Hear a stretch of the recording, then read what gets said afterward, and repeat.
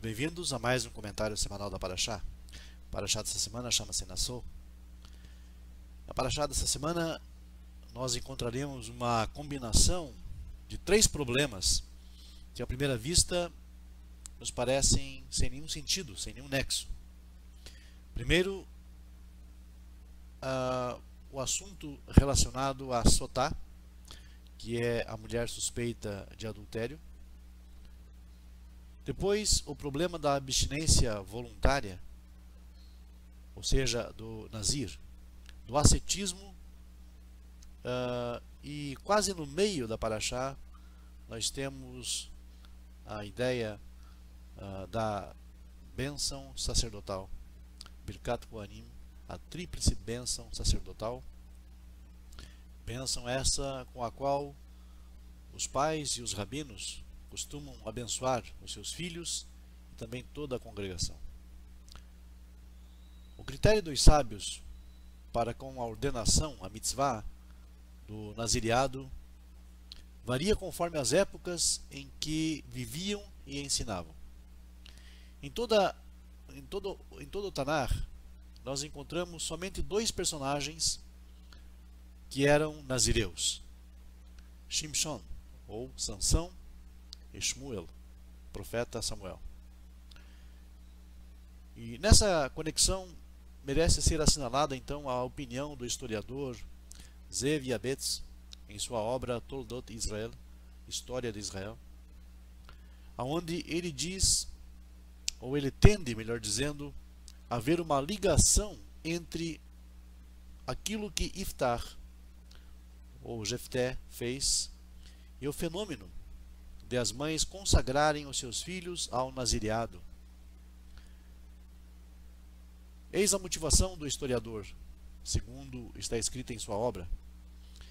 Vendo os sábios da época que não existiam meios para impedir que o povo de Israel sacrificasse seus filhos e filhas em holocausto, como o seu meio ambiente estava fazendo, e como também, segundo algumas interpretações, fez Iftar, resolveram então estabelecer o nazireado em substituição ao sacrifício. Pois desde o dia em que Israel se tornou um povo, até hoje em dia, não houve casos em que os pais consagrassem seus filhos ao nazireado, a não ser em dois, especificamente o de Shimshon, como já foi mencionado, filho de Manoah, por ordem de um malach, e Shmuel, de Ramataim, por vontade do sacerdote Eli. E desde o dia em que Shmuel, se tornou profeta e fundou a escola de profetas, elevando então aí o prestígio da Torá, não se encontra mais no Tanar esse costume. E apesar da opinião positiva dos profetas Amós e Jeremias a esse respeito, prevalece então o parecer do professor Yehezkel Kaufman, que diz que rejeita categoricamente as supostas opiniões daqueles pesquisadores que afirmam que os profetas preferiam uma vida ascética no deserto em detrimento à cultura e à civilização das cidades. O professor Kaufman conclui: o ideal nômade que os seguidores da doutrina religiosa e social fundada na Índia por Buda querem atribuir à concepção judaica é pura fantasia e não está mencionada na Bíblia. Enquanto da limitada análise das formas e das fontes bíblicas não consta nada de negativo a respeito do ascetismo, o Talmud condena categoricamente qualquer forma, qualquer expressão ascética ou de abstencionismo. Esta posição tem a sua origem na afirmação do mestre Shmuel, no Talmud: Kol hayoshev beta'anit nikra choté. Todo aquele que se privar da alimentação, todo aquele que faz jejum, desnecessariamente é considerado um pecador.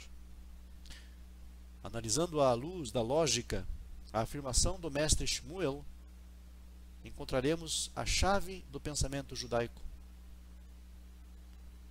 Para os mestres da Halachá, o código jurídico judaico, assim como para os grandes moralistas judeus, o judaísmo significa levar uma vida que é uma síntese entre alma e corpo.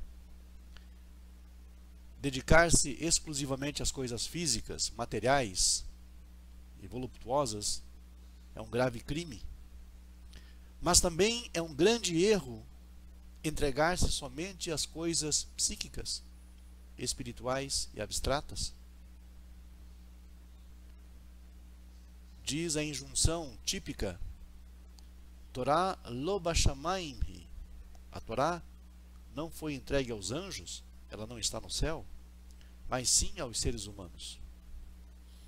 Aquele que leva uma vida ascética fugindo da alegria de viver, privando-se daquilo que foi criado para o seu próprio bem e gozo, é considerado um transgressor, um grande pecador, um ingrato diante do Criador do universo.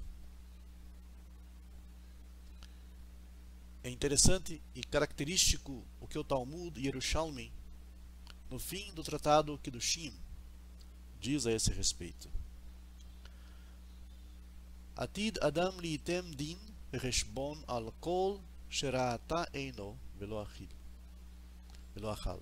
Aquele que se privar daquilo que lhe foi dado, ver e gozar, terá que prestar contas perante o Eterno. E ainda no Talmud Yerushalmi é elucidado pelo Rabi Yitzhak esta porção com a seguinte frase: Lo dayecha na ma she'asra lecha haTorah ela she'ata mevakesh le'esor aleicha devarim achirim. Não te basta aquilo que a própria Torá te proíbe? E ainda tu procuras abster-se de outras coisas? Na sua conhecida obra Ética e Justiça Judaica, escreve o rabino Federbush: abstinência e ascetismo são absolutamente estranhos ao espírito judaico. Este modo de viver é antissocial, pois aquele que renunciar voluntariamente àquilo que necessita para a sua própria vida normal e para o seu sustento é incapaz de dedicar-se ao bem-estar alheio e à coletividade humana. O judaísmo consiste em poder purificar e dominar as suas inclinações vis e grosseiras para se elevar a um nível de vida nobre e dignificado. Digo isso para judeus e também para não-judeus que seguem a ética da Torá. Maimônides, o grande Rambam, em seu Moreh HaNevuchim, interpreta a significação do termo sotá, mencionado nesta paraxá, como decadência moral, e a denominação nazir, como fanatismo obscuro. Aqueles que andam descalços e se fecham em conventos e mosteiros não podem ser considerados de forma alguma como sendo elementos úteis à sociedade, visto que se privam da convivência com o seu semelhante.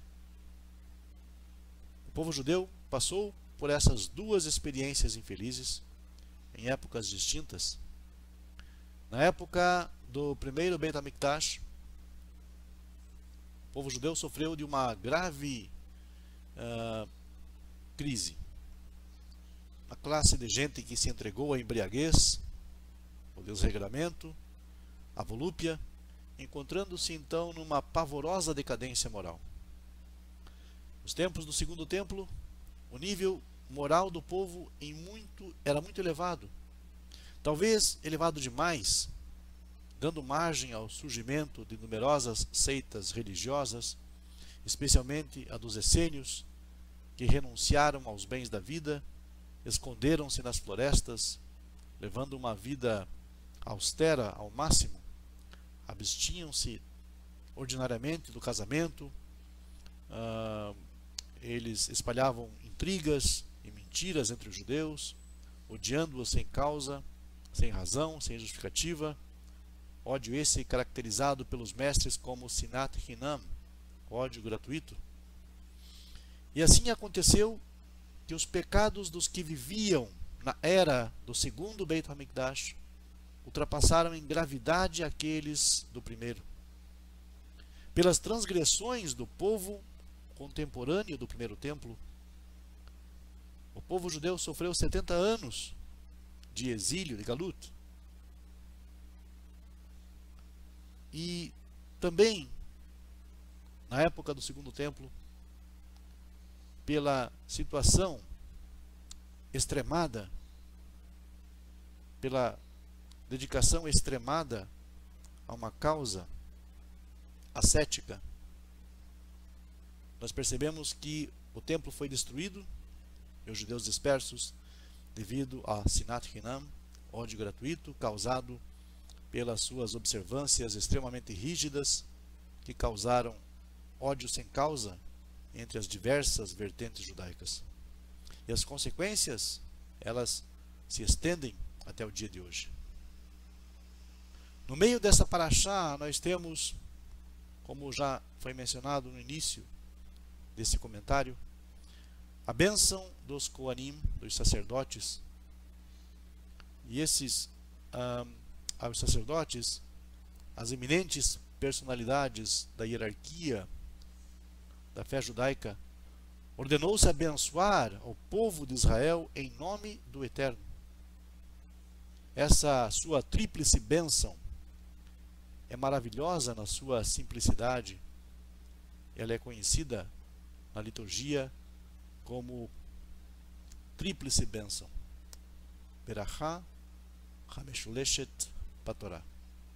Porque é composta de três frases curtas, simples. Mas essas três sentenças contêm em si tudo o que se diz, tudo o que se vive no contexto da vida judaica. Nada de extremo, de exagerado está nelas. O estudioso Rabino Avigdor, do México, interpreta de forma admirável o profundo sentido desta bela bênção. Os Koanim, diz o Rav Avigdor, não abençoaram o povo de Israel para que possuísse muita força física, que é a máxima cobiça dos outros povos, que baseiam seus governos na capacidade física e material. Tampouco imploraram muita riqueza material ou muita abundância. Também não pediram ao Eterno para que outorgasse ao seu povo muita inteligência ou poder espiritual. Naquela sua bênção, os Koanim expressavam somente a síntese do corpo e da alma. Primeiro nós temos Yevarechecha Hashem Vishmerecha, que o Eterno te abençoe e te guarde. O Talmud explica Yevarechecha Bemamon, ou seja, que ele te abençoe com prosperidade. Vishmerecha Beguf, que te guarde fisicamente. Isto é, para que o povo de Israel tenha sempre tudo o que precisar para o seu sustento material, sem precisar pedir auxílio aos outros povos, e não seja dependente da generosidade alheia, que nem sempre lhe será concedida. Historicamente nós sabemos disso. A segunda bênção, Yair Hashem Panav Elecha Vichuneka, que o Eterno faça resplandecer o seu rosto sobre ti e que seja clemente para contigo. Esta bênção está relacionada com o Espírito, com sabedoria, com Torá. Torá Or, a luz. A Torá é luz. Ela é a sabedoria que ilumina a vida do homem. Para que possua então sabedoria. E para possuirmos sabedoria, nós necessitamos, sim, da graça divina. E para a sua aplicação, precisamos de inteligência e compreensão. E por fim, a Berachá diz: Yisar Hashem panav elecha veyasem lecha shalom.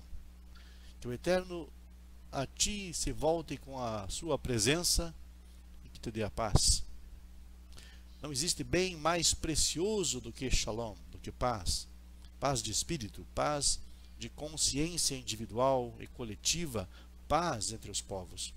3 singelas sentenças que abrangem tudo o que o povo precisava e tudo o que o povo precisa.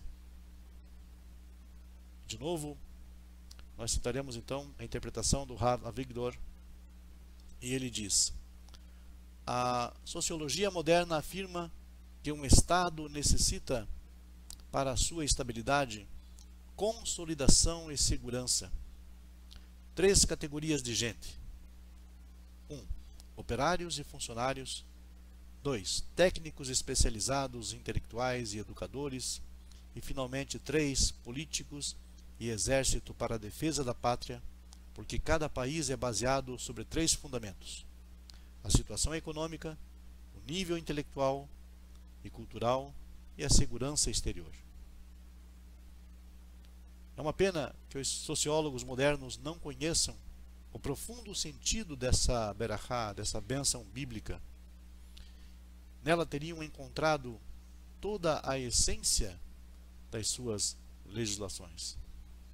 A eterna Torá nos concedeu e ainda nos concede eterna bênção, que jamais perderá a sua atualidade, e com a qual também abençoa-se o povo de Israel e, desta forma, toda a humanidade, sem nenhuma exceção. A Parashá dessa semana, Nassau, nos conta que quando a Mishkan, o templo móvel, foi inaugurado, os líderes de cada tribo, os líderes das 12 tribos do povo judeu, trouxeram as suas oferendas particulares em comemoração do grande acontecimento. Mas há algo interessante nas oferendas dos líderes. Se nós prestarmos atenção, apesar de terem sido doações voluntárias e que cada um poder doar então o que quisesse, os 12 líderes doaram exatamente as mesmas coisas para evitar que surgisse inveja, competição, ódio dentro do povo. E Deus, querendo demonstrar como esta atitude o agradou, mandou que se escrevesse na Torá a oferenda de cada tribo. Isto é, a mesma oferenda foi escrita 12 vezes, demonstrando que, apesar delas serem iguais, cada oferenda foi recebida como sendo única e especial. Cada um dos objetos que fazia parte da oferta dos líderes, além de ser um presente doado para o Mishkan, tinha todo um simbolismo especial. Por exemplo, entre outras coisas, cada líder doou ao Mishkan um novilho de boi, um carneiro e um cordeiro. Explica o Rashi, o comentarista da Torá, que o novilho correspondia a Abraham, o carneiro correspondia a Yitzhak e o cordeiro corresponderia então a Yaakov. Mas qual seria a relação entre essas oferendas e os patriarcas do povo de Israel? Explica o Midrash que o novilho representa Hesed, que é o aspecto de bondade de Abraham. Quando ele recebeu os 3 malachim que estavam disfarçados de beduínos, ofereceu a eles língua de boi com mostarda, uma comida apreciada pelos reis e pelos nobres, mostrando sua extraordinária bondade para com os outros. O carneiro representa o temor de Deus, que era uma característica de Yitzhak, que estava disposto a ser oferecido a Deus como um sacrifício. Quando o anjo segurou a mão de Abraham e não deixou que terminasse o sacrifício do seu próprio filho, não deixou que Abraham consumasse então o sacrifício do seu próprio filho, um carneiro foi sacrificado no lugar de Yitzhak. Já o cordeiro representa Yaakov, que cuidava dos rebanhos do seu sogro Lavan. Mas neste Midrash fica uma grande pergunta. Entendemos então que o boi representa, nesta metáfora, e as oferendas dos líderes representam o patriarca Abraham e seu incrível nível de Hesed, que o carneiro representa Yitzhak, seu temor a Deus, e que estava acima da própria morte. Mas que grande característica de Yaakov é apresentada através de um cordeiro? Qual é a grandeza de Yaakov representada pelo fato de ele ter sido pastor de ovelhas de Lavan? Explica o Rav Meir Tzvi Bergman que Yaakov não era um simples pastor de ovelhas. Se prestarmos atenção em seus atos, nós percebemos nele uma incrível característica de integridade em assuntos que envolviam o relacionamento com os seus semelhantes. Ele chegava a um nível extremo de cuidado para evitar qualquer dano ou receber qualquer benefício de outros se houvesse qualquer indício de ilegitimidade nesse ato. Esta honestidade extrema de Yaakov foi demonstrada durante os 20 anos pelos quais ele foi pastor de ovelhas do seu tio Lavan, que era uma pessoa extremamente traiçoeira e desonesta. Apesar de centenas de vezes seu tio Lavan ter mudado as regras do seu pagamento, apesar de todas as tentativas de trapaça e enganação, Yaakov nunca se desviou da sua integridade absoluta. Mesmo quando ele teve a oportunidade de dar o troco e enganar seu sogro, Yaakov se manteve então firme em suas convicções e em sua integridade. Aliás, ele é chamado de Ishtamim, homem íntegro. Uma dessas oportunidades foi quando Lavan decidiu que o pagamento de Yaakov seria os animais do rebanho que tivessem manchas ou listras, que eram, na verdade, os animais menos desejados. Era a minoria. Então Yaakov utilizou uma artimanha especial. Quando os animais em época de acasalamento olhavam para uma vara descascada, que ele colocou estrategicamente no local onde os animais bebiam água, os filhotes nasciam listrados ou manchados. Explica o Radak que Yaakov não utilizou esta artimanha indiscriminadamente. Ele poderia utilizar em todos os animais, ficando ou fazendo com que todos os filhotes saíssem manchados e listrados, deixando Lavan sem nenhum animal. Porém, apesar de ter sido tantas vezes enganado, Lavan, melhor dizendo, Yaakov, não fez isto. Ele mostrava esta varinha descascada apenas aos animais que já eram manchados e listrados, para que seus filhotes também saíssem à sua imagem, manchados e listrados.